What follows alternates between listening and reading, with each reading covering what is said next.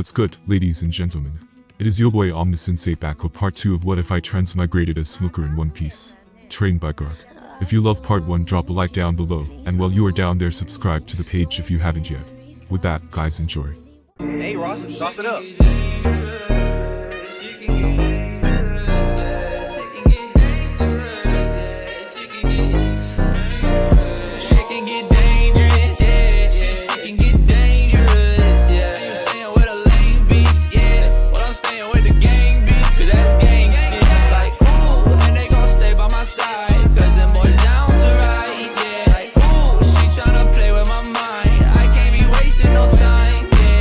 Smoker, the anguish-filled cries from Hina and Bastille. Ha ha ha ha ha. The crazed and drunken laughs from the enemies. Well, what about you, big guy? You better answer well, if you don't want to be given the same treatment as your friend. The mocking voice of Mammoth. I blinked my blurry eyes, trying to gain sense of what just happened. The blood was dripping out from my mouth, signaling that I currently acquired the internal injury. It hurts, I couldn't help but think weakly as my mind was halfway into the realm of unconsciousness. But I have to help them. Never, suckers, Bastille then screamed, before launching his huge body at Mammoth. Kek. What an idiot, only to be choked by Mammoth, who effortlessly snatched Bastille by the neck. Weakly raising my head up, I looked to my left and right with the blurry vision that I had. It seemed that Mammoth's punch made me crash through a couple walls, before landing at this pantry, it seemed. Hina screamed as she was lifted by the hair from Mammoth's grip. My mind felt hazy. My eyes were half-lidded, unable to handle the current stress that I was going through. But my hands twitched. I was still alive, and my peers were suffering. My eyes continued to wander off randomly, around this pantry that I currently sat within. Melons, and more melons here. The room was filled with numerous barrels, which all contained melons. I couldn't help but chuckle, before coughing out blood due to stressing my lungs. Melons. Boy, you surely are weak for being this huge. Even now, Mammoth was talking as he held both Bastille and Hina at the same time. And girl,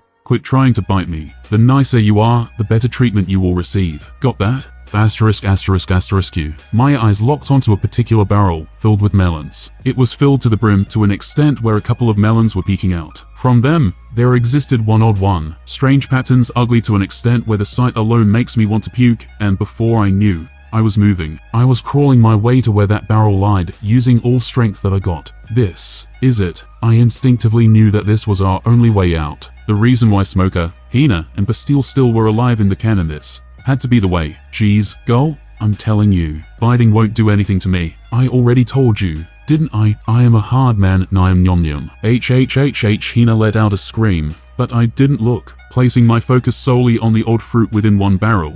I crawled and crawled. Time mattered. Ha ha ha. I told you before, Captain doesn't know how to handle a girl. Hey, Captain, you are supposed to be nice to her, you know, like you gotta touch places. Keka, I was solely motivated by nothing but a rage. The path in which I crawled by was colored by my own blood. At this rate, I knew that I would end up dead, but I couldn't stop here. At this point, even if I were to die, I wanted to murder every single pirate on this ship as painfully as possible. And finally, here I was, with my bloody hand on top of the old fruit that I sighted, with my hazy vision filled with red due to my fury. Munch. I used all my strength to take a bite of it. The horrific taste. I didn't have any spare attention to focus on such a trivial thing. What really mattered was the fact that I ate the devil fruit, the mysterious fruit that granted its consumer a power. And melon white cloud-like patterns, this has to be the smoke fruit. Just when I thought, I saw the tips of my bloody fingers slowly morphing into the thin smokes, slowly traveling up in the air, and with the power of Lodra at my disposal, I knew that we had a ways out. This boy fainted. Huh, Mammoth said lazily as he looked at Bastille,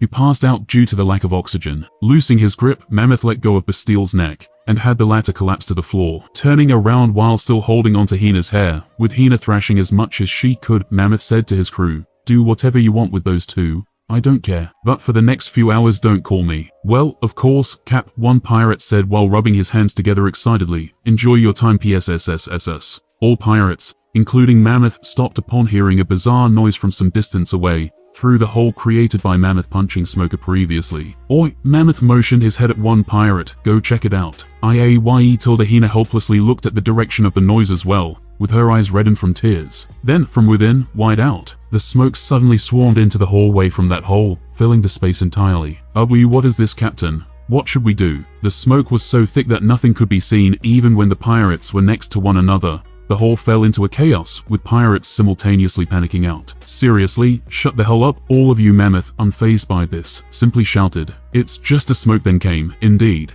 It's just a smoke made up of the burn particles. A weak voice, which was very familiar to Hina, which means the high density of smoke. Then, within this thick smoke, Mammoth's eyes widened upon sighting one bloody white-haired boy, Smoker, glaring at him murderously. Can't do this as well. The smokes all around the hallway began to gather and grow even more dense, forming specific shapes. Mammoth and all the other pirates found themselves bound by the huge hands formed out of dense smokes. Bang! In this smoke, one bullet was fired at Smoker. However, it simply phased through his body, much to everyone's shock. Boy, Mammoth shouted with bloodshot eyes. So you ate as well the devil fruit. Smoker slowly walked step by step, with each step leaving the footprint made of blood. Stopping in front of Mammoth, who was held by the smoke hand, Smoker looked at Hina, who was still held by the hair. She was on the verge of crying. Let her go, Smoker said in a low tone. Mammoth, who was looking at Smoker with a panic, suddenly calmed down. Grinning shrewdly, he stated, "But your smoker's too soft, isn't it? It may be useful, but not to a hard man like me." Smoker's forehead instantly popped veins upon hearing Mammoth expressing his imminent rage. Frowning deeply, while gritting his teeth so hard that they shook, Smoker raised his hand up and placed it over Mammoth's arm that held Hina's hair. Then burn. Then, the horrific searing sound was heard to everyone. Mammoth's face was frozen, unable to perceive what was going on. It initially wasn't painful, but the sear continued as if the food was being slow cooked. ESSSS all pirates, held by the smoke hands, watched as the smokes were emitted from Mammoth's wrist that Smoker held tightly, and eventually, GARP. Mammoth began to express pain, with the slow burn finally reaching his nerves. He instinctively hardened his wrist, but the effect of hardening did not reduce the extent of pain that he was receiving. He thrashed his body to his left and right, but the grip of the smoke on his body was especially strong, due to the small space of hallway serving to reinforce the smoke density. Finally, by reflex, Mammoth let go of Hina's hair, causing her to drop to the floor. The first thing she did upon becoming free was to look at Smoker with her body still trembling from the terrifying experience. Smoker, drenched by blood, said weakly to her, "Take some rest, Hina." Just when he said so, one pirate began to cry helplessly, I can't breathe." That's when all pirates realized they were being suffocated. I'm sorry. I'm sorry, please." The hallway was filled with nothing but screams and cries filled with despair. The situation was now entirely in reverse, and Mammoth wasn't an exception either. Mammoth's breathing quickened, with the air becoming scarce. Smoker intentionally pushed all the air to the space where Hina and Bastille lied in order to give painful deaths by suffocation to all these bound pirates. Mammoth hardened his entire body, but it did nothing to help him in this situation. The strength of hardened fruit was to make him resistant to weapons, and amplify the damage to his own attacks. By rendering his body hard, his basal strength was still the same, and it wasn't enough to escape from Smoker's smokes. There was nothing but silence. One by one, the pirates slashed with blue faces, having ran out of oxygen. Thud. When the death of a pirate was confirmed, Smoker released his smoke hand, causing that corpse to drop to the floor. This intensified the degree of fear within the pirates, knowing that there was nothing that they could do but wait as they die slowly. Thud, thud, thud.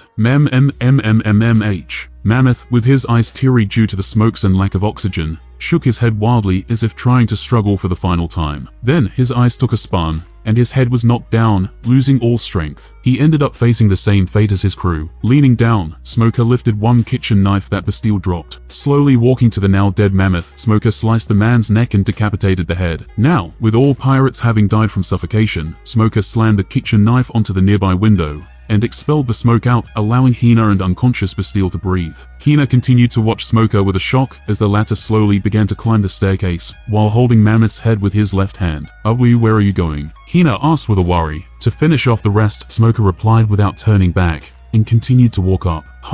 My lungs were burning. I could tell that I stressed my body beyond its limit. If I were to account for how much blood I lost, it would be strange that I managed to stay alive up until now. The logic of Earth didn't apply here, but there still were many pirates on the deck above. Frankly speaking, I wasn't sure if I had enough strength left in me to deal with them, whether I ate the Loja type devil fruit. Still, I managed to reach the end of the stairs. Another round of fight with all those pirates against me alone was about to start. Creak. "Hey, boy, are you alright?" Or so I thought. In front of me stood one extremely huge man, packed with enormous muscles all over his body. Spiky black hair, thick beard, huge fists. One look was enough for me to identify this man. Monkey D. GARP. Thank goodness. I sighed with a small smile on my face, relieved by the marine hero's appearance. I found my body relaxing as I lost my stand and began to fall down. Well, you had quite a wild fight, didn't you? Then everything went black. GARP, who was grinning as Smoker finally relaxed and lost consciousness, quickly grabbed the boy before he ended up falling down the stairs. Then his grin faded away, replaced by a grimace. Who's in charge here for the Marine platoon of this size to be obliterated by the pirate crew, led by a mere 20 million? GARP's eyes were locked onto dead Bartha, and couldn't help but say darkly, TSK, another case of promotion given by those corrupted bastards, I see. But he quickly placed his huge hand over his face, trying to suppress his rising anger for the lost lives. Taking a deep breath, GARP turned his head back to the staircase into the ship, where Hina was wobbly running from within. Good to see that you are alive, Hina. GARP formed a gentle smile on his face. Hina, who was running with nothing but a worry that Smoker may have killed himself, visibly relaxed upon sighting the latter in GARP's arms. Vice Admiral GARP. Phew, Hina sighed in relief. Hina glad. Consider yourselves lucky. GARP, while placing Smoker on his left shoulder, took out a letter from his sleeve. I've come to deliver you a letter, and not by chance. If not for this, I wouldn't have come all the way here. Hina expressed her confusion. Why would Vice Admiral GARP personally deliver a letter? Well, GARP scratched the back of his head with his eyes appealing sadness. It's only right that I, as a friend, do this personally. It was his last wish, after all. As Hina took the letter from GARP's hand, GARP stated, your grandfather passed away, Hina. Hina froze on the spot, unable to believe what she just heard. How much time did it pass by? When I came to feel the sensations, especially the sharp pains around my body, and became aware that I finally regained my consciousness, I couldn't figure out where exactly I was. Finding my eyes closed, I ended my surrounding darkness by opening my eyes. The bright light entered, causing me to squint my eyes. After the momentary adjust, I found myself in a room that seemed like a ward. Unfamiliar ceiling. Raising my head up, I saw that my torso was completely wrapped around the white clothes, and judging by there being no stain of blood, I could conclude that my wounds have been healed. If I were to recall what happened back then, Monkey D. GARP, although I only got one look before fainting, I knew for certain that the man standing there was GARP, and no one else. Considering his status and strength, all problems must have been resolved, and Hina and Bastille were alive as well. Sighing in relief, I lied back down. I wasn't some rash boy that runs up and screams, "Are my friends okay?" to whoever he comes across. If we are out of trouble, might as well enjoy it, right? Oh, right, and I just remembered that I now was the user of smoke fruit. It gave me a weird feeling that me, who was living a normal life back in Earth, was now possessing a supernatural ability that could be considered unreal. Smoke. Upon my will, my right hand morphed into white smoke, which moved around the room as I ordered. What a strange experience it was, to see your own hand move around the room freely, without any human limit. And you wasted a powerful ability like this, Smoker? I couldn't help but chuckle while watching the show my hand was giving. White blow this, white blow that, seriously. I was starting to have fun now. Retracting my hand back to my body, I then expelled smoke from my left hand, letting it fill the room. Smoke is essentially a gas that is produced by an incomplete combustion reaction due to the lack of oxygen. The ability to spontaneously produce smoke means, if I were to supply enough heat to the smoke, it will combust into a fire. How strong is that? I then froze, upon noticing a lit candle that was lying on the table at my right, *****. The smoke then exploded into a frightening fit of fire, instantly spreading all over the room. Immediately after, the fire alarm bell rang loudly, as the water poured out from the ceiling, quickly subduing the fire. Boom. What's wrong? At the next moment, a huge man whom I came across previously, Monkey D. GARP, suddenly made his appearance by breaking the door open and stopped upon sighting the messy state that the room was in. GARP then turned his face at me, before suddenly exploding into laughter. Wahahaha. With a snot dropping from my nose, and my face locked into a surprised expression, I slowly turned and looked at myself in the mirror. There was a boy with white-colored broccoli-like hair, so huge that the head below seemed tiny. "Hi, my name is Bastille," I said out of instinct. So, walking next to GARP in the hallway, who was grinning with his hands in his pockets, I asked, "Where are we, Vice Admiral GARP?" "Marine Base G4. This was the closest from where you were found," GARP answered casually, before asking me, "So you are Smoker, eh?" "No, I'm Bastille," sweating profusely. I turned my head away from GARP. "Alright, then let me ask you one thing, Bastille." He fell for it. I found my eyes shaking as GARP continued his words. "I heard from Hina that you were unconscious, while the other guy named Smoker defeated all those pirates." GARP picked his left ear with his pinky finger as we walked to who knows where. Among them was a named pirate, Mammoth the Fatso, who had a considerable sum of bounty on his head. GARP turned to look at me, and said with a knowing grin, "And since Smoker defeated that man, the bounty or reward in the case of Marines naturally goes to him." "I just wanted to confirm this information with you. Yes, it is true, indeed." I nodded with my utmost seriousness. "And what did I say just before?" "My name is Smoker. Pleased to meet you, Vice Admiral GARP." Aha, I see. So you indeed were Smoker. GARP nodded, acting as if he didn't know. Then he pointed his thumb back and stated, but unfortunately, the destruction that you've made just now will cost approximately 20 million to repair? What? No way, I immediately retorted. How the hell can a repair cost that much, bonk? I found myself on the floor, groaning in pain due to the lump that was formed on my head by GARP's fist. Medical tools are expensive, GARP said while whistling with an unnatural expression. This man surely sucked at lying. No, they aren't. I know more than you. So shut your mouth, brat man child lousy brat. And just like that, during my first official conversation with GARP, I was ripped off 20 million BLE. ****. In the ruined ward where Smoker previously stayed during his rejuvenation, the set of footsteps could be heard beyond its entrance. Eventually, 3 Marines revealed themselves at the entrance. Hina, Bastille, and a man who seemed to be a medic in service. Hina, in particular, was seen to be holding a plate full of food in particular. What happened here? Hina, upon coming to sight this horrific state that the room was reduced to, asked the medic urgently, did Smoker get attacked? Wow, this looks like a disaster, Bastille commented as he looked around the room, trying to see if there is any clue to gain an insight of what happened here. The medic seemed to be panicking, not knowing what to do. He looked at Hina, who was glaring at him, and gulped unconsciously, finding the 10-year-old girl frightening. Don't worry. Your friend is fine, and in this situation, one middle-aged man, wearing the dandy-looking beige suit and hat, made his appearance while holding a cane in his left hand. His walk spoke nothing but elegance, and although Bastille had no idea who he may be, it was a different case with Hina. Vice Admiral Bogard. Hina immediately saluted while holding the food plate with her left hand. Long time no see,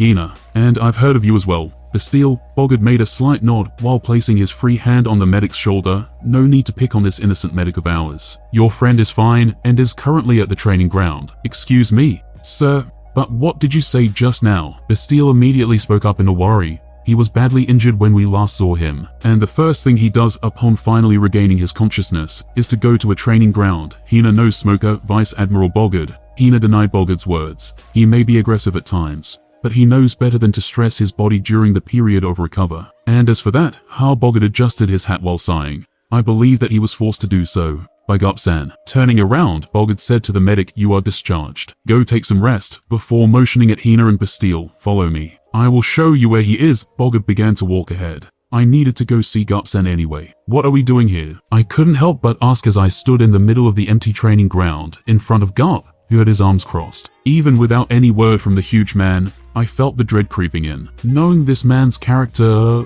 call it an old man's curiosity, GARP grinned giddily. I want to know your potential. It isn't before I even had the time to retort. GARP launched himself as me, with the intent to fight. Come at me with all you've got. But you are the one coming at me, old man. I found myself in a huge panic. Although I felt that my body has practically recovered fully, I didn't know if it was safe enough for me to engage in another fight. Not that being at my best changes anything against this man. Boom! I jumped as high as possible, but still, the gusts of air that exploded forth from GARP's punch were enough to blow me away. The sheer force behind his attack was simply incredible, and I was left dumbfounded. Furthermore, what was even more shocking was that GARP clearly held back against me by a lot. I saw right when I jumped up GARP's eyes moving along, and for some reason, I found myself annoyed by this fact. Was it that I was slowly becoming impulsive and rash, akin to Smoker in the canon? You wanna fight? Although I had the idea that GARP was testing me right now, I growled in the midair, as GARP looked up at me in a relaxed position. Fine then. The lower half of my body then morphed into smokes upon my will. Subsequently, I propelled myself at GARP using the pressure generated by the continuously emitted smokes from my lower half. White launcher. GARP watched my propulsion at him from the sky, without even taking a punching stance. Closing into the man, my arms exploded into a huge mass of smokes, which instantly shrouded both GARP and me at the same time. White, however, before I could do anything, GARP suddenly barked at me.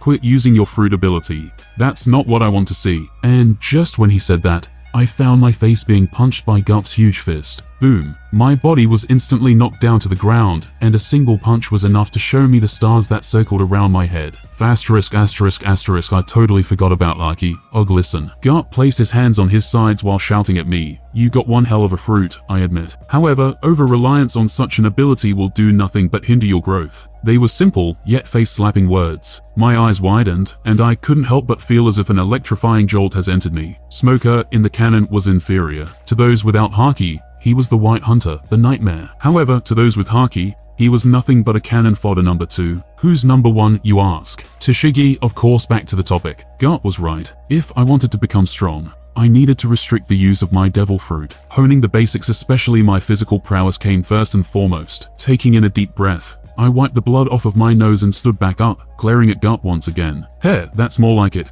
Garp said with a pleased tone as he saw my determination, before motioning his hand at me. "If you manage to land a strike on me, I will give your 20 million back. What do you say?" Raya, I roared like a wild animal as I ran toward Garp, having lost all my sense. Using my momentum, I pushed my fist out to Garp's nose, intending to punch him. Tap. "Much better," Garp stated as he stopped my punch with his pinky finger, and I saw beforehand him using that exact pinky finger to pick on his ear and nose. Raya, losing my sense, I threw flurries of punches and kicks without any rationality whatsoever. What was even more infuriating was the fact that Garp didn't even bother to dodge them. All my hits landed on the man's chest, and he wasn't reacting at all. Garp instead sighed with his eyes closed. "Nice massage there, brat." Huff huff. Eventually, I ran out of energy. Feeling that my head was spinning, I fell on the ground while breathing heavily. Garp stood in front of me, with his eyes gleaming in wonders. "Wahaha." Then, Garp laughed, pointing his finger at me childishly. "All of a sudden, you look so pitiful right now." "Shut up, old man,"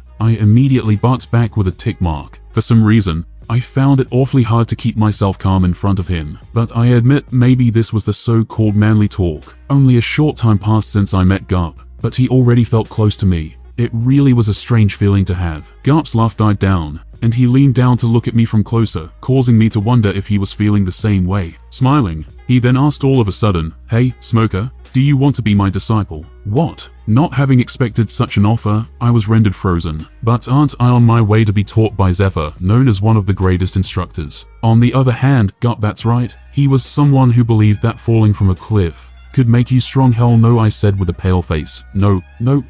Looking back up at Garp's outstretched hand, I was about to refuse it. "Not that you have a choice, Tear." But Garp grabbed my hand and forcibly shook it. I immediately turned my hand into a smoke to escape from his hand, but he casually grabbed onto my smoke-turned hand using Haki and continued to shake it. "Don't worry, Smoker," Garp grinned as he finally let my hand go. "I will make you the strongest Marine to ever have existed." "Oh, ******.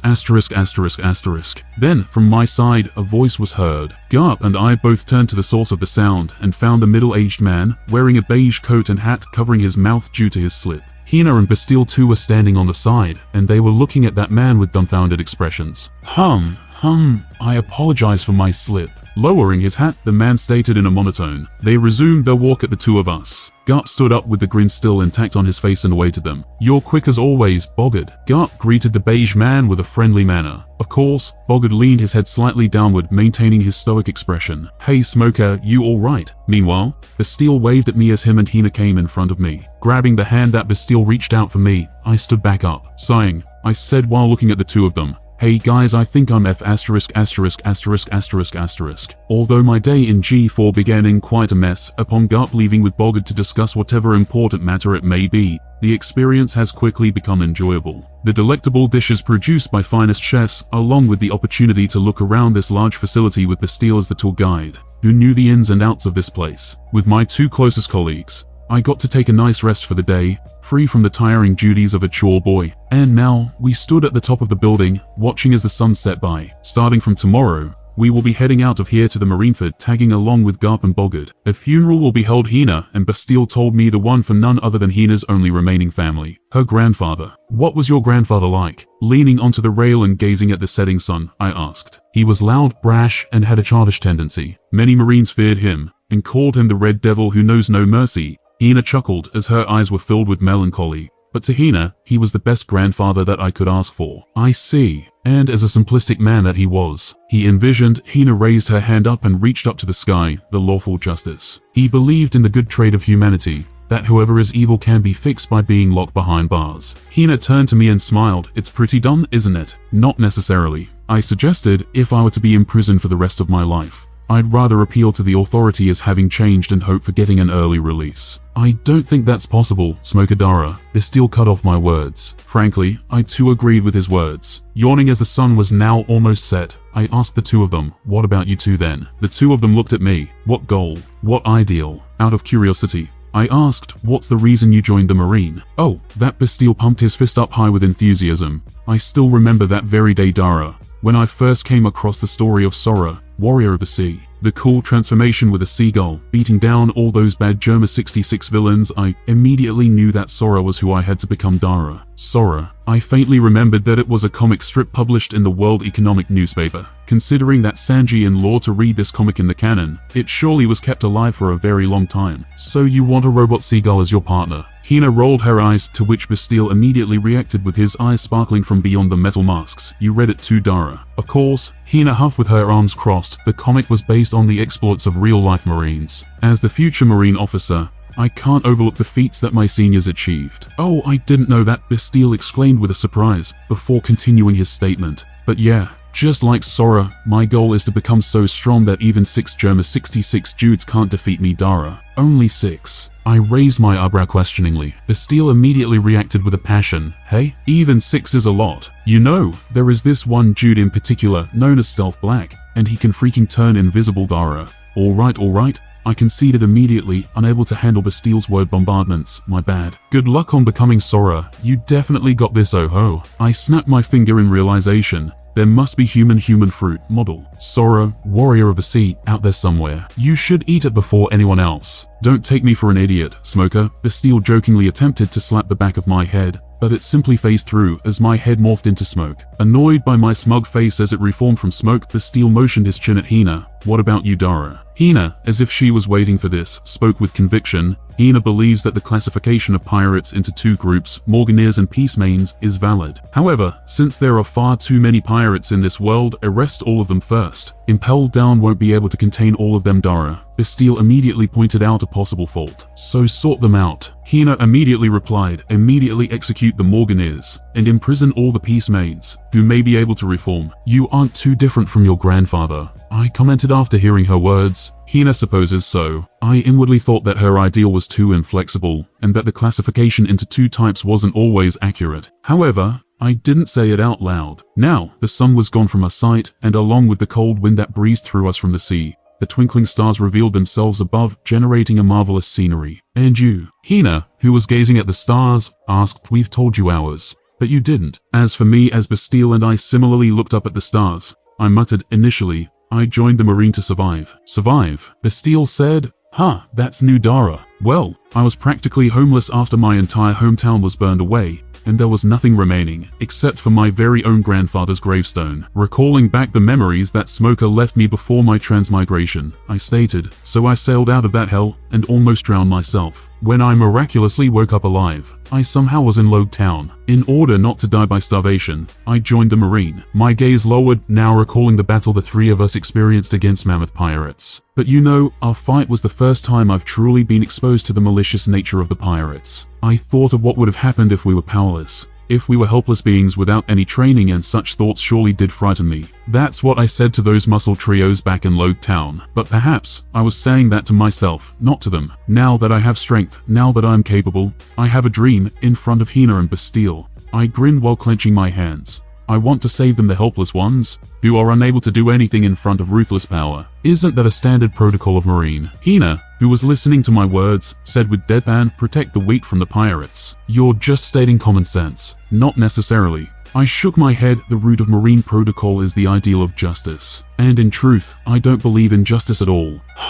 Bastille tilted his head, not understanding my statement. Justice is a set standard, which helps us to distinguish what is right and wrong. However, such standard is set by the victors. I said while thinking of the world government. The victors themselves may not necessarily be good. Looking at Hina, I continued, I don't seek to conform. Whether someone is right or wrong, I won't make any judgment until I get to experience that person personally. Sometimes, the pirates may be the innocent ones. Just like Bartha, there certainly exists the corrupted Marines. Nothing is absolute in this world, and there always are exceptions. Bastille scratched the back of his head before saying, yeah, I don't get what you are saying. Hina, however, seemed to have understood what I was saying. Are you saying that the world government is in the wrong, finding that speaking any further may be dangerous? I shrugged. In the end, that depends on how you interpret it. Hina stayed silent for a while, before breaking out a smile. You really are trouble, Smoker-kun.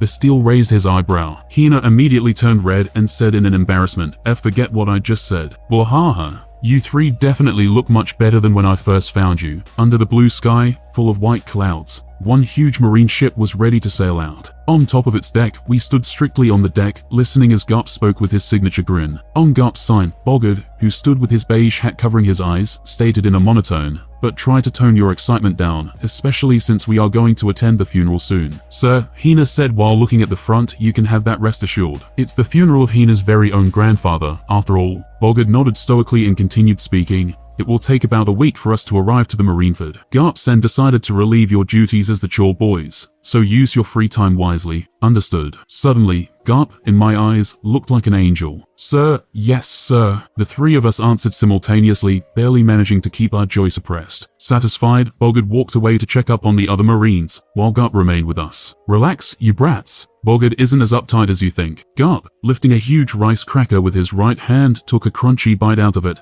before suddenly lifting me up by grabbing the back of my shirt. "And you will be with me, Smoker." "Training? Huh." Hanging up in the air, I said with a groan. All my plans for the week, which I was daydreaming of, instantly vanished into the thin air. I was too hopeful, wasn't I? You got it. What about the other two? GARP turned to Hina and Bastille and asked, "Do you want to join?" The two of them shook their heads so fast that I thought they might break their necks. GARP turned back to me. "Just you, I suppose." I squinted my eyes at the two. Hina returned my gaze by holding her tongue out, and Bastille rubbed the back of his head apologetically. He. I ended up laughing warily at GARP. "Go easy on me, please." "Wahaha, of course." On the deck of the ship, one young boy with spiky white hair and hazel-colored eyes, Smoker, was seen to be yelling out loud, while doing an endless series of push-ups with GARP, a fellow with a very huge body, sitting on top of this tiny boy. The Marines were watching the scene with nothing but shock, amazed that in contrast to the boy's terrified screams, he was somehow managing GARP's unbelievable training routine. Perhaps he didn't really mean it when he let out those screams,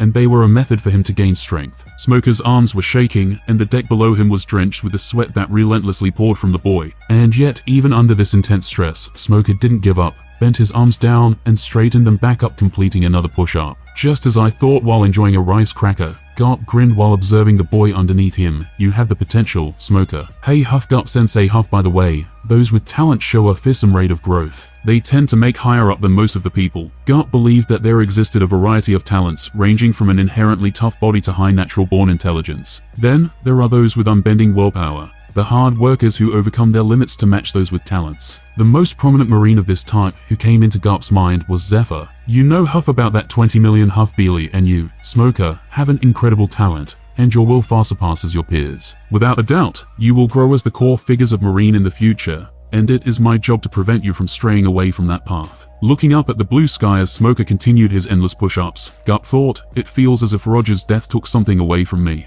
This sense of hollowness, the time has come for my generation to fade away, entrusting the justice of this world to the next generation." However, GARP's facial expression darkened as he recalled one man, Sakazuki. That fellow, he harbors a dangerous ideal. Yet another man with both talent and willpower. No one in his generation is able to go on par with him, not even Borsalino and Kuzan. The bounty from Half Mammoth. At this point, he wasn't even sure where exactly Sakazuki stood in terms of strength. Did he awaken his fruit? Did he master the advanced haki techniques? I Huff have a great idea. Huff, you know GARP had an itch that Sakazuki was going to do something soon. Something that was considered immoral and ridiculous to him. Why don't Huff? GARP, growing a tick mark on his forehead, lifted a huge dumbbell on the side, causing Smoker to scream from the significantly increased weight above him. "Shut up and focus on your exercise if you got the energy to talk, brat. What the hell, old man?" Shifting his attention, GARP looked at Hina and Bastille, who were roaming around the ship, learning the ins and outs of various tools and techniques used to sail. The standard of Marines is falling, GARP thought grimly, while the standard of pirates is rising. Intelligence and knowledge were indeed important. However, what drove Marines was none other than their determination. Hina and Bastille, just like any other, clearly didn't have the motivation that GARP saw through Smoker. Perhaps they were using their time wisely in Bogard's eyes. However, going around the ship, observing and learning many things, they were all useless in GARP's eyes. He swallowed the entire rice cracker that he was holding. "Oh well, I suppose that I will make you even stronger then, Smoker, in order to offset the imbalance." He reached out for another huge dumbbell, with an evil smile on his face. 1 week after, what a quick sale it was. Apparently, there were some sorts of propellers attached below the ship, thanks to the infamous Dr. Vegapunk, Hina and Bastille told me. While they analyzed various structures and systems of Marine platoon and satiated their intelligence, I had a quite fun with GARP-style training routine, hehehe, to the extent that I was currently in a wheelchair, unable to move a single finger. Wahaha. GARP pointed his finger and laughed at me with tears in his eyes. You look like a moron, brat. This is because of you. Old man, I immediately barked, before slouching back into the wheelchair immediately. All my body is sore. Bastille, who was holding onto the back of the wheelchair, sweat dropped. It seems that you two are getting along. Bogard, who was standing behind GARP, shook his head as if pitying me. Well, that's enough chit-chat. Hina, who was gazing at her front, then stated, Hina thinks we're here. Just when she said so, the noises of horns resounded out from the mist ahead of us. Upon receiving the noises, the lookout of our ship, who was sitting on the crow's nest, the topmost section of the ship, lifted the horn and blew in a certain pattern. Just then, something behind the mist moved. What the Bastille exclaimed in wonder, and I too was at a loss for words. It was a gate. A humongous gate, so huge that I thought a giant was marching at us, slowly opened, providing an entry of our ship into the thick walls that now were visible. Why? GARP grinned upon noticing my antics. Is it your first time looking at the Gate of Justice? Bogard, who was silently standing at the back, spoke up calmly. We've entered the Tarai current through the Eni's lobby gate. At the current rate, our estimated time of arrival is approximately an hour. GARP carried on, and don't think that the funeral of Nijirazashi is the only thing that's happening there. We've kept it hidden as a huge surprise. But he placed his arms on his waist. Most of the available Marines will be gathering from all around the world, and there will be major changes happening 3 days after. Bastille and I let out the signs of interest, curious about how the events will flow. Hina, on the other hand, simply crossed her arms elegantly, as if having known GARP's information already. Is that alright though? I couldn't help but question. Even now, the pirates are crossing the red line and causing harm everywhere, aren't they? And hence, most of the available Marines. GARP-san explained to you. Bogard explained coolly. Some Marines at important duties won't show up. Additionally, the ceremonies on certain occasions are necessary to showcase the might of the Marine to everyone, in order to gain the trust of the civilians, and inflict fear on the criminals. For the rest of the time, GARP and Bogard took time in explaining to us the specific details of what to do, and what to be careful of. It seemed that we, as future Marine officers, were receiving special treatment, not that I was complaining. And 1 hour swiftly passed by. Once again, the incredibly huge Gate of Justice opened, and our ship sailed out of the rapid Tarai current. Moments after, there now lied the fascinating view of Marineford that I got to view through the monitor. In my previous life, I was filled with nothing but wonders. So here we are, I muttered while unconsciously standing up from the wheelchair and walking up to the front of the deck. The Marine headquarters, the island that serves as the base of all Marine operations, Marineford. Oh. GARP raised his eyebrow with a pleasant surprise. Better already, eh? I have never seen someone who can actually withstand GARP-san's training. Bogard shook his head in disbelief before asking me, Kid, what do you smoke? What? Smoke? I immediately frowned and turned to Bogard. I smoke nothing, and will smoke nothing. That's the motto of my life. Behind me, Hina was nodding with her eyes closed, agreeing with my words. On the other hand, Bastille looked at me with a deadpan, and he seemed to be thinking, and your name is Smoker. The huge Marine ship that took us all the way from G4 to here, Marineford, docked. The Marine soldiers moved in an orderly fashion, carrying the crates and various supplies out of the ship to elsewhere in the Marineford. The awaiting shipwrights immediately began to inspect the state of the ship, in order to make sure that there is no issue regarding the safety during the sail. GARP was long gone already, saying that he needs to pay a visit to his friend. Bogard, on the other hand, was busy ordering his subordinates. Marineford Bay, I noticed as I looked around, along with the plaza over there, where Ace, in the cannon, almost had himself executed on top of. I was simply amazed. My heart thumped rapidly as the ship, which I stood on top of, now sat within this circular Marineford Bay. I couldn't help but be mesmerized by the mighty view of the Marines' greatest stronghold. For 3 days, you will be given the time to familiarize yourselves in Marineford. One Marine soldier stated at Hina, Bastille, and me in a friendly manner. The specific details will be given by your colleague here. Next to Bogard stood one teenage girl. Raising her hand up lazily, she introduced herself. I'm Dol, a trainee who's partaking in the elite Marine officer program like you three. Hina and Bastille nodded simultaneously. Hina is Hina. Nice to meet you, Dol. I'm Bastille Dara. Dol, hold on. I inwardly frowned, trying to think just where I'd seen that name while reading the manga. Yeah, no idea. Then, when I woke up from my thought, I noticed that Dol was staring at me intently, and this distracted idiot here is Smoker. It was only when Hina introduced me for my sake did I realize what Dol was waiting for. Turning around with a huff, she motioned with her hand, telling us to follow. Come, I'll introduce you to the others. The 4 of us, with Dol at the front, were walking across the town. Apart from the initial mightiness that brought me into awe, Marineford surely did possess liveliness, with children running across the streets without any worries. and the civilians watching them with smiles of their own. The majority of Marineford is composed of households for the civilians, Dole explained as we passed through, and all of them are the families of the Marines. Stopping momentarily, Dole turned and looked at us with a shade of sadness on her expression. Surprisingly enough, this place, termed Marineford Town, wasn't established too long ago. Huh! Why though, Dara? In contrast to Bastille, who tilted his head in confusion, Hina and I realized what she was speaking of. Holding Marines' own families as hostages, my eyes narrowed. It surely would have been a glaring weakness back then. 7 years ago, Dole continued with her hands in her pockets. One Marine admiral lost his wife and son due to a pirate who harbored hatred for him. The following result was the heartbroken man who's unable to go through even a single day without nightmares. I listened seriously while watching the peaceful view around us. This not only affected the former admiral himself, but also every other Marines. After all, if even the hard-willed admiral is reduced to such a state, what about the other Marines? What will they do if their loved ones died due to the pirates whom they failed to catch? Dole muttered before turning back and resuming her walk. Therefore, the plan to establish this Marineford town has been issued by none other than the Fleet Admiral Kong himself, although I am not sure how he managed to acquire the necessary funds. That Bastille seemed to be shaken. Hina, who exhibited a stern expression, spoke up softly. That was the story of the instructor Zephyr, wasn't it? Dole didn't respond, but her silence was enough of an answer. Continuing to follow Dole, I felt as if I was filled with complex emotions. Should I be happy that I have no family member? That there will be no such risk for me? Sometimes, when I gaze at the stars at night,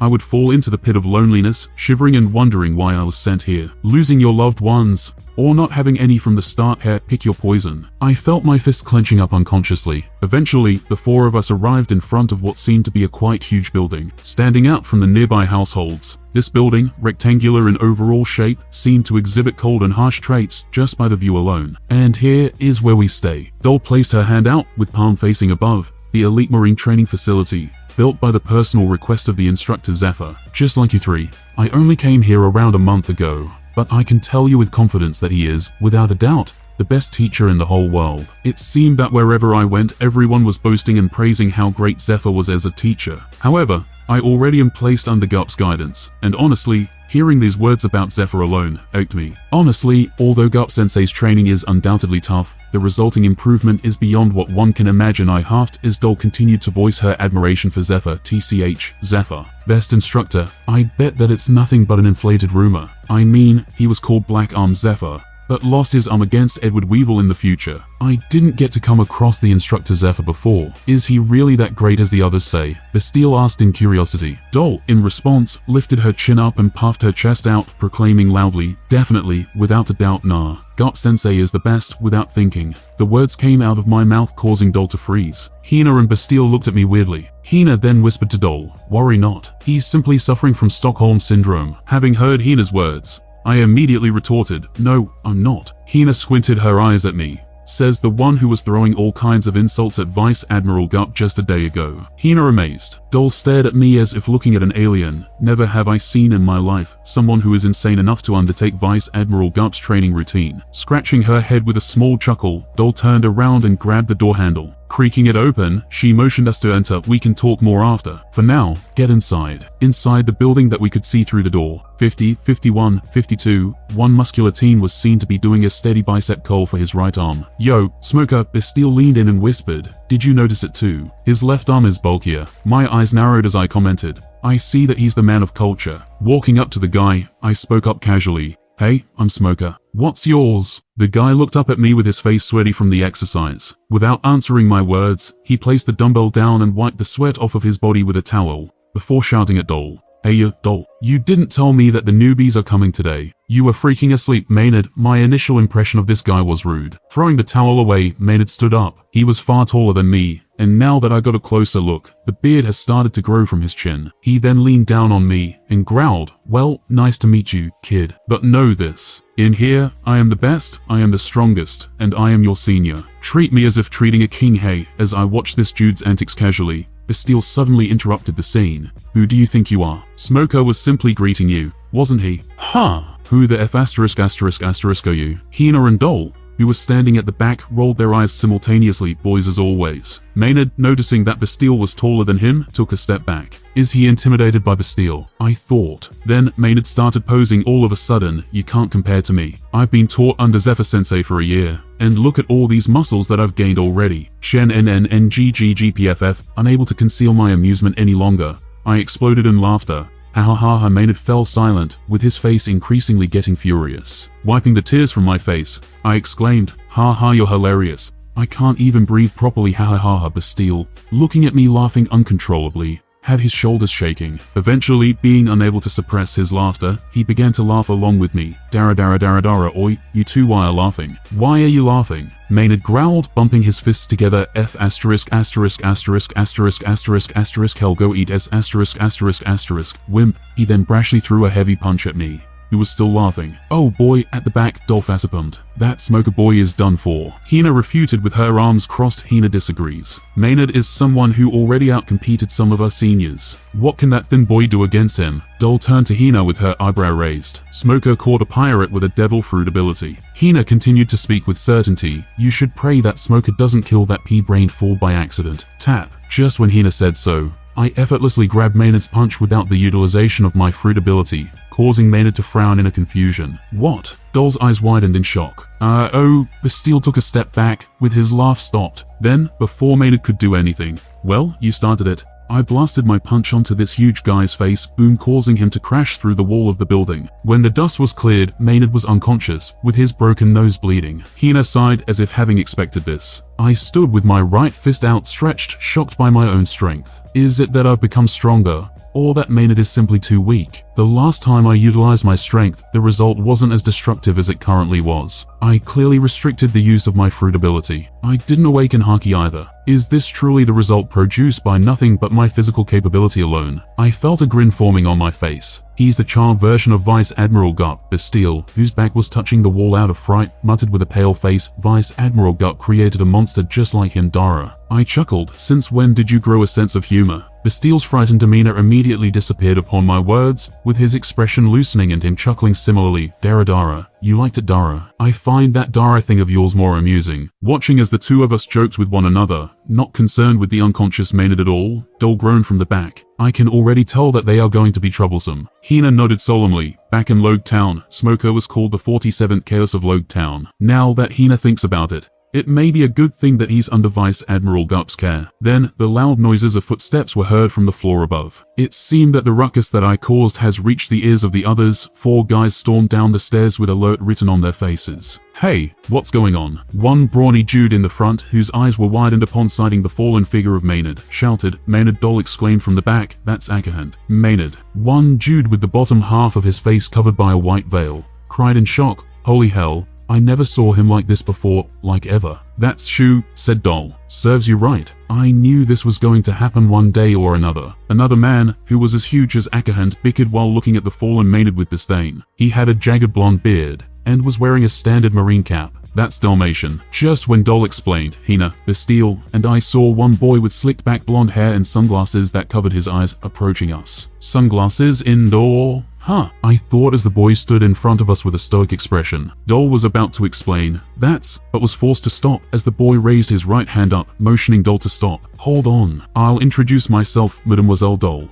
the boy stated before taking out a rose from who knows where. Subsequently, he all of a sudden genuflected with his gaze headed at Hina. Hello there, sweetheart. Hina, whose face was pale, immediately took a step back while rubbing her arms. Hina confused. Hina creeped out. Ignoring Hina's remark, the boy took a snuff out of the rose in his hand. I knew from the very start when I sighted you that we were meant together. Even now, I feel the thick string of fate tangling as I speak to you. Oh, my destined one. By what name shall I call you? Bastille's sweat dropped. Jude, she literally just said it, Dara. The boy turned his head at Bastille, glared at him for a millisecond, before turning back at Hina, who was slowly backing away from him. Ah, I see. Hina. Oh, Hina. What a beautiful name. I can't help but think about how well Mademoiselle Hina and my name fit together so well. Leaning down at Dol, I whispered, what is wrong with him? He's been like that ever since Zephyr Sensei gave him the talk. Dol said with nothing but annoyance in her tone. TCH. He thinks he's a playboy, simply by putting loads of wax on his hair every day. ADEMOISELLEE tilde. The boy held the rose out to Hina. Please accept my token of love. but all of a sudden, Akahand, who appeared between the boy and Hina, munched on the rose that the boy was holding. Why? I had no idea, perhaps he found it funny. Akahand, the boy exploded in fury, thrashing his arms wildly at much bigger Akahand. You wanna have a go? Huh? Akahand, on the other hand, was holding his neck in pain, paying for his stupidity. Oh, this hurts. Because a rose has thorns, Hina said impassively, not bothered by the state that the two were within. So, watching as the scene has fallen into greater chaos, I asked Dol, what's that blonde boy's name? Dol replied with a snort, Cancer. Bastille and I stiffened up. What? I asked again, thinking that I heard it wrong. Who in the right mind would name their own child Cancer of all possible choices? Says the one whose parents named him Smoker-Dara. Bastille deadpanned at me. ******. Man, I crackled, unable to conceal the laughter. Smoker. Cancer. Dol. What's wrong with our names? Hey, Dol glared at me. Don't include me in your weird name club. But think about it. Your name is Dol. If your surname is something like Cursed, your full name becomes Cursed Dol. Listening to my words seriously, Bastille then widened his eyes in realization. He grabbed me by the shoulder and said with a shaky voice, W, which means, if her surname is SEX, F****** off. Dol barked at Bastille, with her face now red. She then grabbed me by the collar and shook me wildly. Why did you have to mention that? I laughed without a control as I was flopping up and down due to Dol.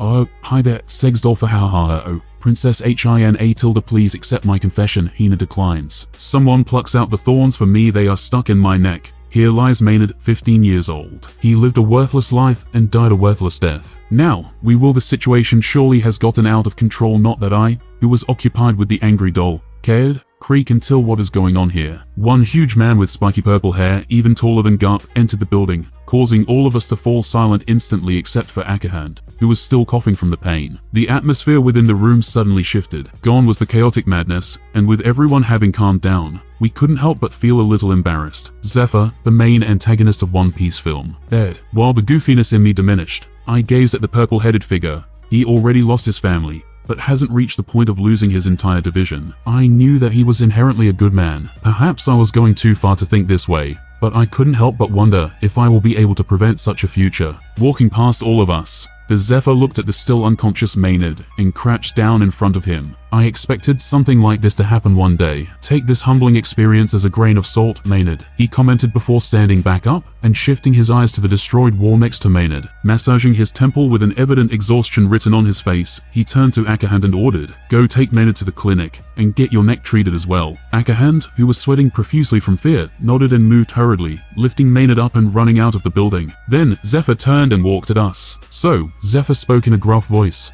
Who among you injured Maynard? Zephyr really was an interesting person. If GARP were to be in his place right now, he would have punched every single one of us here. While laughing at the pitiful state that Maynard was in, the fact that Zephyr maintained his calm and thoroughly assessed the situation seemed to suggest to me that he was intellectual and mature. Without any hesitation, I stepped up. I did. If he's the same Zephyr that I've seen in the movie, he would probably think that harming your own colleague is not excusable by any means. Therefore, I directly looked him in the eye while standing strictly and said, and I am well aware that I've gone against the Marine Code at this moment. Sir, I will personally take my time later on to apologize to Maynard as well as take any reasonable punishment that you issue. What's your name, kid? Zephyr finally asked without expressing any emotion in particular. Smoker, sir. Zephyr's eyes narrowed upon hearing my name. Eventually, he sighed while turning around. I am not sure what exactly happened here, but children's feuds are meant to be resolved among themselves. I'll let it go this time around, but treat your colleagues with respect and don't destroy anything next time around. What a generosity, I couldn't help but remark. Walking to a nearby chair and sitting down, Zephyr faced us once again. Leaning forward, he looked at all of us and stated, if you aren't aware of, I am Zephyr, the head instructor of this training facility. You may call me Instructor Zephyr or Zephyr Sensei. Starting from today, Chore Boys Hina and Bastille are to return to the unregistered rank of trainee, while Chore Boy Smoker will temporarily be placed under my charge for 3 days until the grand ceremony is over. Pausing momentarily to check the facial expressions of the Hina, Bastille, and me, Zephyr continued, although there is no particular schedule for the next 3 days, and you are free to roam around outside, know that I am responsible for any trouble you make. Behave well and don't cause any trouble. The three of us said at loud voice, yes sir. Standing back up, Zephyr said while walking away, the rest of you, help these 3 to clean up this room. and show them where to sleep. Yes, Zephyr-sensei. Dol, Shu, Dalmatian, and Cancer answered at once as Zephyr exited the room, closing the door behind him. After cleaning up the mess, we were introduced to two simplistic dormitories, one for guys and another for girls. Subsequently, we were shown the public restaurant and the health centers, which were all accessible for free to the Marines and their family members. Surprisingly enough, only 6 of them, 8 including Hina and Bastille, were currently under Zephyr's guidance. It seemed that the normal Marine soldiers, as well as the other potential Marine officer wannabes like me, were to be trained apart from these 8. And just like that, the day was over. Currently lying on one of the beds that sat in the male dormitory, with the rest of the boys snoring loudly, I gazed at the window outside, which displayed the Marineford that was illuminated by the bright moon. Even at night, there are a high number of Marines patrolling around. I suppose that being in proximity to their own families to serve as a great motivation for their duties. Then, I sighted one Marine officer with black afro hair, walking with one blonde teen on his side. Sengoku, and my eyes widened. Rosinante, yet another individual who's got a sad end awaiting him in the future. The man who didn't fall into darkness even after going through all sorts of traumatic events, and sacrificed his life for one young boy's future. Am I a nosy person? Am I naive? Leaning away from the window, I smiled with a snort. Why is it that every time I come across people like them, I think of a way to save them? But you know what? I don't care if I'm being idiotic right now, even if it may seem childish to think of saving the anime characters who don't even know me. Now, they are breathing in front of me, alive. Anime is no longer a mere entertainment, but future knowledge that I can, and will actively use to gain the advantages. Therefore, I can, and will save them, period. Besides, what's wrong with saving the good people who are in need of help? I was a Marine, after all. 3 days later, forward on the 3rd day since my arrival at Marineford, the majestic view was unveiled before my eyes, where the incredible number of Marines simultaneously marched forth, under the command of a Marine warrant officer,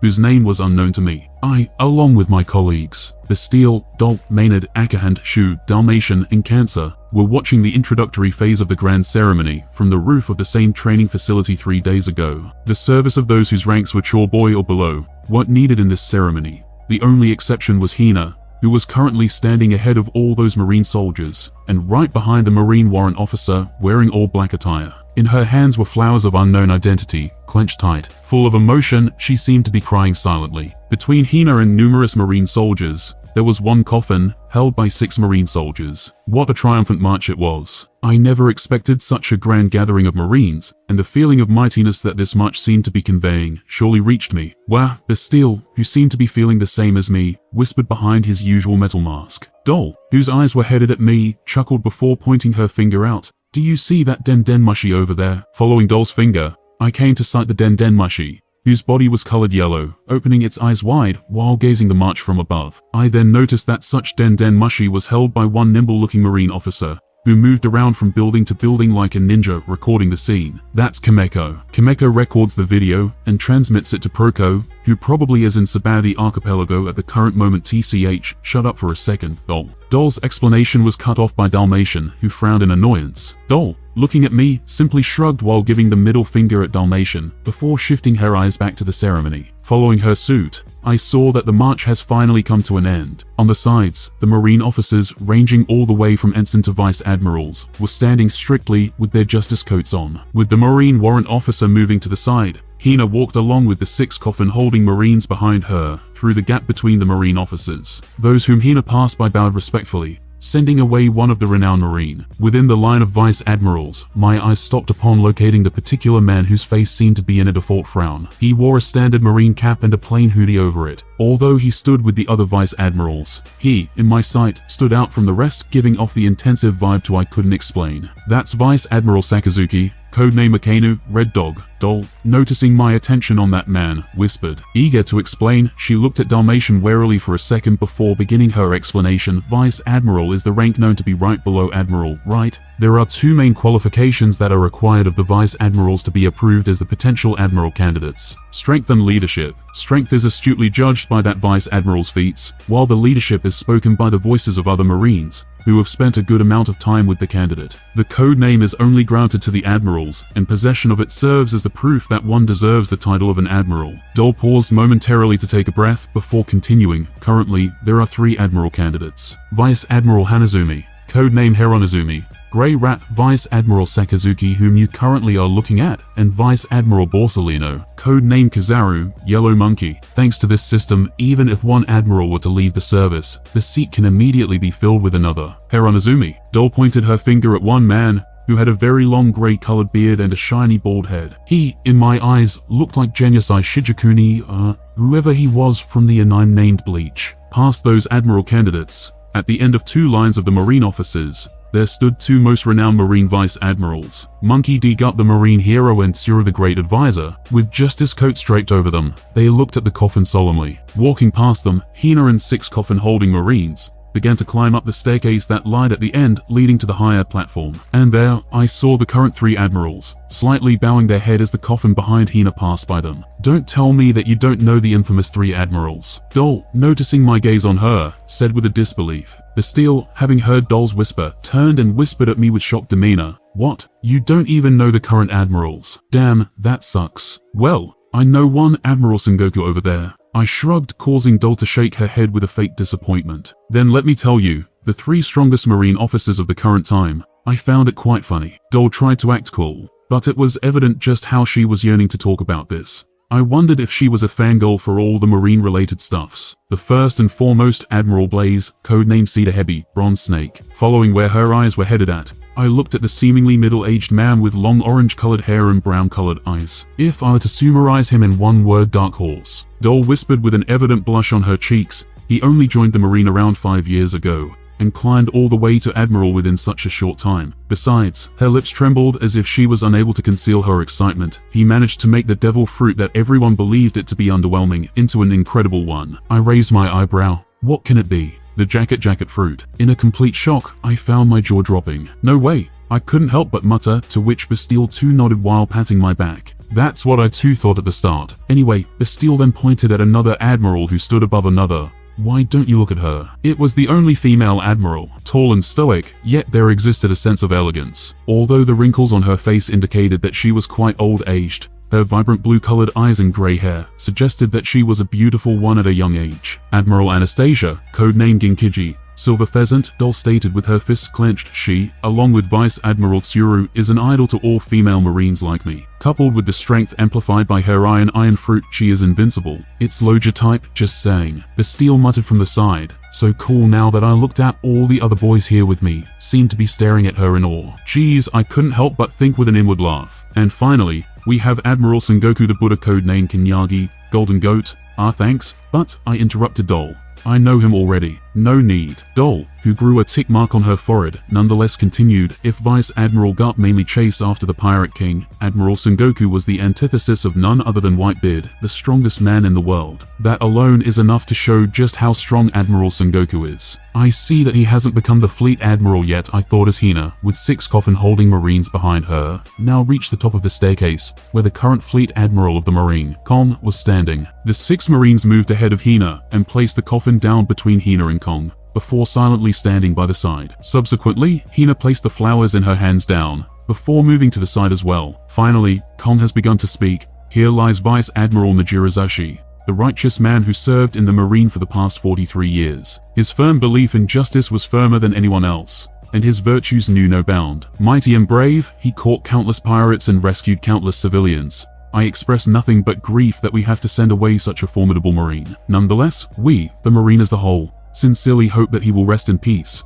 now that he reached the resolution to his commendable life. Once again, may you rest in peace, my friend Nijirazashi. Then, the sounds of trumpets were heard as the 6 Marines lifted the coffin back up and walked beyond the fleet Admiral Kong, with Hina following from the behind. They will now head to the Marine Cemetery, which is located at the edge of the Marineford. When the trumpets stopped playing, the whole area was filled with silence. Kong, with his eyes closed, stood still as if grieving over the death of Hina's grandfather. Then his eyes opened. Subsequently, his mouth too opened, and he stated, and as the conclusion of Vice Admiral Nijirazashi's funeral has been reached, I would now like to make a major announcement. All Marines looked at Kong with their bodies still. My friends and I who still are at the roof of the training facility watched the scene in anticipation, afraid to let out the sound of breathing even. With the death of the Pirate King, the new era has risen. I too have grown old, and I recently felt my sense of judgment failing. I believe that my time to retire has come. The flower that fully bloomed now awaits for nothing but death. and it is the seed born from it that replaces its place. Bastille, Dol, and all others around me gasped in a shock. What a shrewd man Kong is. He speaks as if he is withered, but after retiring from the position of the Fleet Admiral,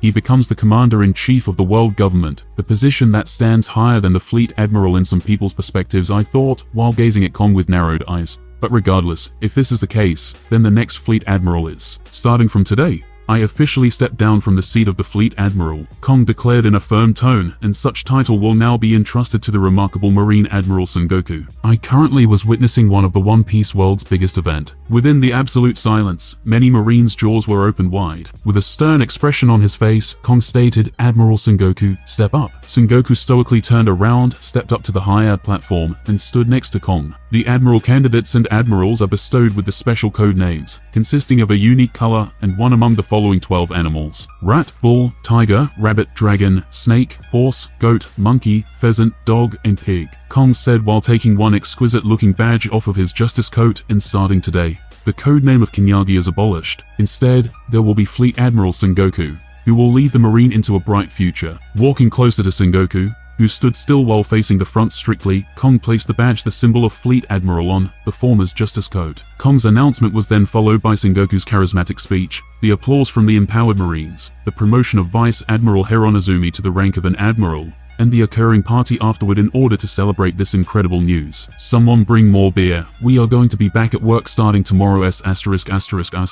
Enjoy while it lasts. Would you like to dance with me? My colleagues too were involved in this mess of a party, drinking carefree and dancing like madmen. But apart from the joys that were shared among the Marines, this event placed me under many thoughts as well. Now that I recall, sitting down on the chair next to one set-up table with an orange juice next to me, I thought with my eyes gazing at the drunk disciples of Zephyr, Smoker in the canon, had a technique named White Snake. Is that the foreshadowing of his code name? Shirahebi, will that also be my code name if I were to attain the title of Admiral? Then there's the matter of 7 warlords. I tapped my fingers against the table. 2 most prominent concerns among the 7 are Crocodile and Doflamingo, who will scheme against an entire nation. In contrast, Hancock becomes warlord to protect her island, Moria dwells in the Florian Triangle, Mihik doesn't actively commit evil, and Jimb and Kuma are inherently good in nature, at least in my opinion. Considering that the reputations of the powerhouses in the New World are becoming more and more widespread, it is only a matter of time before the world government issues the establishment of 7 warlords to balance the power of the world. Problem is, once Crocodile and Doflamingo become warlords, stopping their plots becomes much trickier. This means that if I truly want to prevent the calamities that will befall upon the civilians, I must stop them before the 7 warlord system begins. Time is the key. The lesser amount of time it takes for me to reach an adequate level of strength, the more I will be able to save. In order to do that, I must not only train vigorously, but also efficiently. And the first step is to really understand the full scope of what my fruit ability is capable of doing. Shifting my eyes, I looked at a campfire nearby, where numerous people gathered around and baked marshmallows. The campfire utilized the wet woods. In order to light up the flame, numerous attempts were made. However, only the smoke was produced. There was one particular observation that I was able to make during such a process. White smoke. They were technically formed of water vapors that evaporated from the wet woods. I initially believed that such a concept overlaps with that of a steam, but within the canon, there was a scene where smoke had clashed against Porker's D. Ace, and in contrast to what my smoke did back in G4, Smoker in canon managed to go in par against Ace's flame. White smoke. The whiter the color, the more water vapor the smoke contains. Thinking deeply, I now remembered the smoke that I thoughtlessly produced back in G4 had a grayish color. Burnt particles. I was thinking of them as I generated the smoke, and the result was exactly what I imagined. Which means the smoke of pure white color is not inflammable, I speculated with some degree of certainty, while the dark colored smoke combusts easily. The world of One Piece is full of water. The sunlight tends to evaporate the surface of the ocean, and if such evaporated water particles were to belong within the scope of smoke, then it explains why Smoker's smoke didn't combust against Ace's flame. He was too used to using only the smoke constituted out of water, and did the same in the water-scarce Alabaster. This meant one thing: I could develop an entirely new set of skills using smoke fruit distinct from the abilities of white smoke that the Cannon Smoker showcased. There, it finally feels like I'm going somewhere. What are you doing here, alone? My thought was interrupted by a voice, waking me up. Looking at where the voice came from, I saw Hina, who was out of her former all-black attire. Hina didn't know Smoker was a shy guy. My expression softened upon sighting Hina. I asked her, who took a seat next to me, Did you send a good farewell message to your grandfather? Yes, indeed, Hina nodded with a nostalgic smile. Hina spoke until there was nothing left to say. Death. Leaving this world, taking a sip from the orange juice. I thought as the two of us fell into silence, do I fear death? I couldn't help but think while remembering the coffin of Hina's grandfather. I can't remember myself before the transmigration well. In contrast, many memories regarding One Piece are very clear in my head. Perhaps, before the transmigration happened, I died in my previous world. Survival. Was the fear of death the reason why I was so desperate to survive upon my arrival in this world? No. With some time having passed, I can say with confidence, what I didn't fear was death. I feared, and still do fear, dying a meaningless death. So, breaking the silence, Hina asked, when are you heading out? Reaching her hand to a waiter who was walking by, Hina snatched a cup of grape juice before gulping it down. Watching her antics with amusement, I replied, tomorrow, right away. What? That soon? Hina remarked with a frown on her face, before pausing in realization. But Hina supposed that's expected of Vice Admiral GARP. Why? Are you that depressed to be separated from me? I said jokingly, trying to ease the mood. But in contrast to my expectation, Hina lowered her head with sadness in her eyes. Hey, what's wrong? Grabbing her by the chin and lifting her face up, I grinned. It's only going to be a little while, right? No need to be so sad over it. Get your hand off, Hina. Blushing due to embarrassment, Hina slapped my hand away and turned her head away from me. You know, when Hina first met you back in Log Town, Hina thought you were a hopeless guy, beating up everyone on your left and right. And that turned out to be true. And what? I asked with my lips twitching, struggling not to burst out a laugh. And you need someone to take care of you. Hina was with you until now. But now that you will be with Vice Admiral GARP, Hina can only fear what you may become in the future. Well, I will become jacked for sure, I said while flexing my right arm, before widening my eyes at my bicep. Oh, I already am to some extent. Shem PH. Hina crossed her arms and snorted as if Hina cares. And this is who you are, Hina, I chuckled while watching Hina's antics. You try to act strong and mature, being strict in all circumstances. But once such a facade is broken, you tend to become quite emotional, quite cute, I'd say. Being a Marine gave me a sense of belonging. I now had a teacher to rely on, and friends whom I can entrust my back to. I do admit that I currently was in a great mood, unable to believe that I managed to adapt to this world so well. But it is also true that the Marine has a dark side. In the future, if a situation where I need to make a decision between friends and righteousness is to come by, what choice will I make? You know, Hina, I'm not going to say a goodbye. I spoke with a certainty, because we are going to meet again in the future, higher up in the ladder, right? Hina, suppose so. Hey, brat, did you say goodbye to your friends? Early in the morning, GARP, whose huge hands were on his waist, asked me with a grin on his face. The day of the grand ceremony has already become yesterday, and the time for me to depart from Marineford has already arrived. All my colleagues probably are sleeping noisily right now, with those snot bubbles inflating and deflating repeatedly. Giving the Marineford one final look, I turned to GARP and similarly grinned. No need to say goodbye, I replied while taking out 2 lollipops from my pocket, because we'll be meeting again soon anyway. Well, haha, good answer. As GARP laughed, I took off the wrappers from the candies, and plopped both of them into my mouth. Many things happened since I came here. There were ups and downs, and there certainly were desperate moments. However, let's place all my concerns down now. What comes first? Well, starting from now on, I said while holding my right hand out at GARP, I will be under your care, Vice Admiral GARP. Hey, you bet, is to get stronger. GARP then slapped his hand on top of mine, causing me to scream at my lungs due to the sheer shock of it, with my right hand now swollen. Wahahaha, set sail. Yes, sir. And just like that, I've begun my very own journey in One Piece, walking down a different path than the cannon smoker. 1501, 1 year after, in the middle of the wild sea, within the storm where the thunders roared and winds blew wildly, there was one brightly lightened ship in the middle, with the Jolly Roger engraved on its sail. Enduring the harsh weather, such a pirate ship advanced through the Grand Line, filled with joy and wonder. The pirates sang and danced. Some swung their weapons wildly, completely drunk. Yo-a-ho-ho, yo-a-ho-ho. It was one hell of a party, and the pirates didn't even seem to care if they were engulfed by the storm or not. Dance, sing, drink as much as you want, holding the steering wheel. The man wearing the hat of a pirate captain shouted jovially, completely disregarding the storm. Everything is within our grasp. Money, freedom. And he, with his cheeks pink due to the heavy consumption of alcohol, licked his lips while shifting his eyes at the women tied and immobilized nearby, who were trembling from the cold and fear. Some had their eyes closed tight, filled with nothing but helplessness. Women here. Now, the only thing that we are missing is none other than the legendary One Piece. Grinning widely and revealing his missing teeth, the pirate captain of the crew expressed his contentment. Boys, who are we? Upon the captain's shout, all pirates answered loudly, the Grim Hut Pirates. That's right, we are the Grim Hut Pirates, destined to become the ruler of the world. Boom. What was that? In the midst of his speech, the captain stopped his words due to an unidentified thing suddenly coming in flying from who knows where, before crashing onto the ship. With his grin faltered, the captain turned back and saw a huge hole that broke through the deck of the ship, much to his horror. My ship. The captain screamed with his eyes popped out comically, totally not bothered by the fact that few of his crew members fell off the ship due to the sudden force.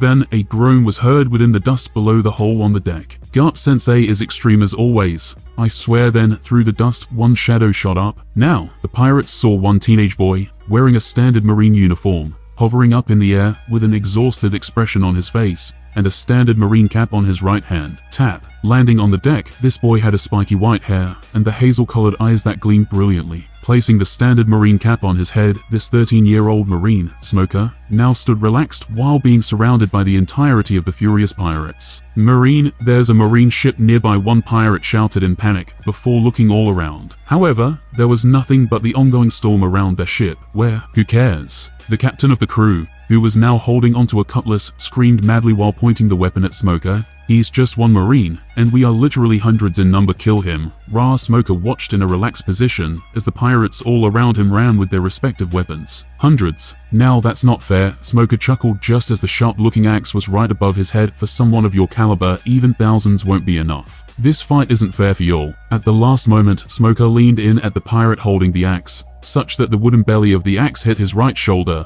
and its blade cut across the empty air. Puck. Immediately after, the pirate with axe was instantly knocked by a fast punch from Smoker, which seemed so fast that the surrounding pirates couldn't even properly see. Swoosh. Ducking his head, Smoker dodged a sword that slashed above his head, horizontally. Placing his hand on the wooden deck, Smoker then kicked the chin of the sword-holding pirate, causing the latter to choke as his eyes hollowed out. Attack him! At the same time, one pirate shouted, before multiple pirates all ran at Smoker simultaneously, stabbing, hacking, and swinging their weapons wildly. However, none of them hit him, and instead, Smoker dodged all of them with ease, while making the bare minimum of movements. Puck, puck, puck, puck. Then, all those pirates within Smoker's range were efficiently knocked out by the quick jabs aimed at their faces. What is this monster? One pirate muttered fearfully as the cutlass in his grip trembled. He took a step back while gulping, unable to believe that so many fell without even managing to deal a single blow to the teenage marine. The others seemed to be thinking the same, although there were hundreds in number. The feats that Smoker showcased were simply too much. Those movements didn't belong to an average human, they thought. You stupid dumb F*********.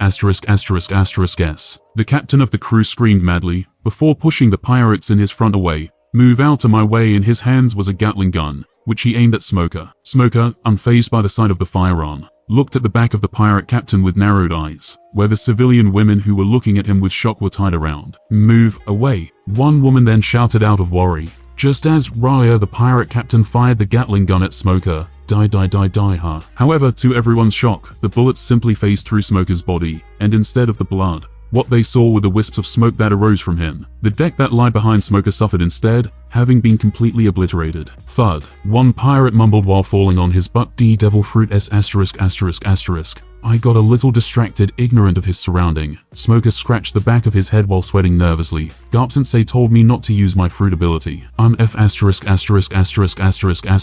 What is wrong with you? The pirate captain, terrified by Smoker's existence, screamed at his lungs. With trembling eyes, he then forcibly grinned once again, about to point his Gatling gun at the civilian women. Oh, no, you can't do that. But found Smoker's hand holding onto his wrist all of a sudden, when Smoker hasn't moved from his spot. That's right. His hand, going against the common sense, stretched out all the way to where the pirate captain was standing, with the puffs of smoke connecting between his detached hand and arm. Since I used my fruit ability already, might as well continue using it. Just as the pirate captain lost the grip over the Gatling gun and fell to his knees, due to the crushing grip that Smoker's hand had over his wrist wide out. The incredible volume of smoke rushed out of Smoker, engulfing the whole ship in one go. Within an instant, the hundreds of pirates, including the pirate captain, were caught under the strong grip of the smoke fruit. MMFFF. With all pirates muffled and undergoing suffocation, Smoker took out the baby Den mushy from his chest pocket and muttered into it. Situation clear. Hostiles subdued and hostages rescued. Greater than. Smoker flinched due to a loud shout that rang from the baby Den mushy. Greater than. I'm sorry. Alright, I had no choice. Greater than. Smoker groaned, with his body slumped from depression. HNNNNGGGG. Listen, brat, I'm going to be straight here. Under the blue sky, away from the previous storm, Smoker was busy doing the endless series of push-ups, with 2 huge dumbbells above him, 1 huge boulder from who knows where above the dumbbells, and GARP above the boulder, munching onto the rice crackers. The marine ship in which they were on top of, had a thick rope connected to the large pirate ship that belonged to the subdued Grimheart pirates. The civilian women moved to the marine ship, quietly sitting on one side with their minds now in ease. 500 UG9, you've improved a lot in the past year, GARP said with his mouth full of rice cracker. But that's still far from enough. When I was your age, I was already lifting an entire marine ship for fun. The marine soldiers, who stood on the site, sweat dropped. Your standard is simply out of this world. Vice Admiral GARP for an entire year. They watched just what kind of devilish training methods GARP placed Smoker under. 1. Survive as GARP's punching bag. 2. Climb up to the moving ship from one dangling rope tied at the end of it, in the middle of the ocean when Smoker was a devil fruit user,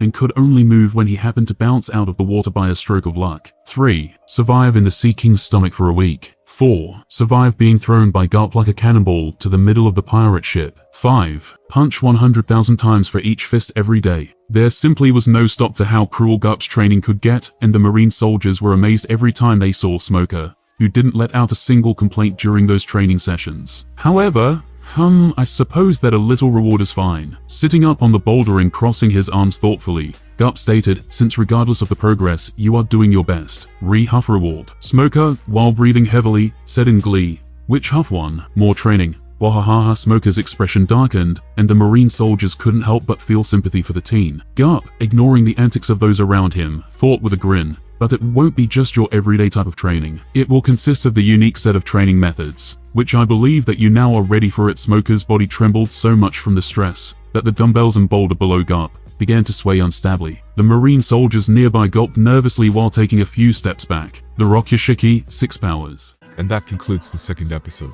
If you enjoyed it, I'd seriously love it if you guys could leave a like on the video, as it genuinely helps out so much, and it keeps me going, plus it takes only 1 second. That said, have a wonderful day. God bless.